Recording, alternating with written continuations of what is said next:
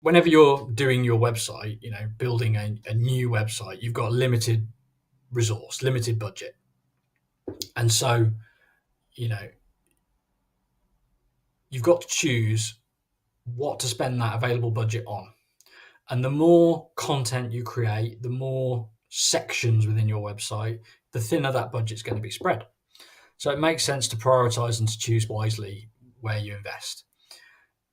Research has shown that there are some types of content that are very often prioritized in new website projects, very often attractive to the stakeholders, but that buyers simply don't look for, navigate to, or engage with in high volume. And therefore, spending your limited budget in creating that content at the up front at the beginning of your new website project is, meaning you've got less to spend on the pages that buyers are actually navigating to. And the number one, type of content that buyers won't typically seek out is content that's around their industry or around their role and persona. So a trend a little while ago, when more and more businesses became familiar with the concept of personas and how useful they were in shaping their content strategy, the idea quickly came up to have a section on your website for each different persona.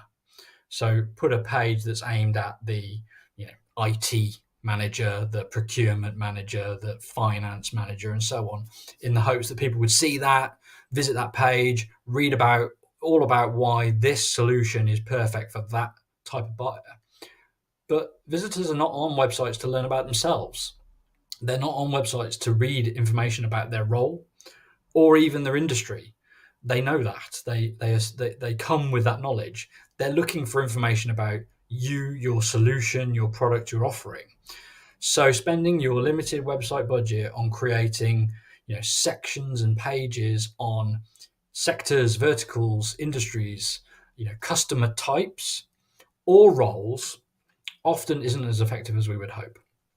Now, I'm not one to say that you should never build that content out, but I would urge people to deprioritize it and tackle it later, and first focus on getting the information that is critical to purchase, getting it right, presenting it clearly, and working out the customer journey through that content, and only come back and develop sectors, verticals, industries, and so on if the budget remains, once all that other critical content is live and working for you.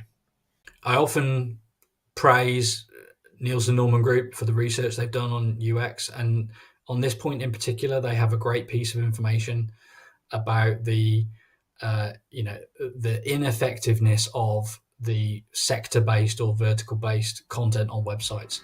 No matter how much we may try to make those pages useful to people in those sectors, the impression is that they are pages about those sectors, and therefore they don't get the attention and they don't get the engagement that we want, and they're relatively ineffective compared to other types of content we could prioritize.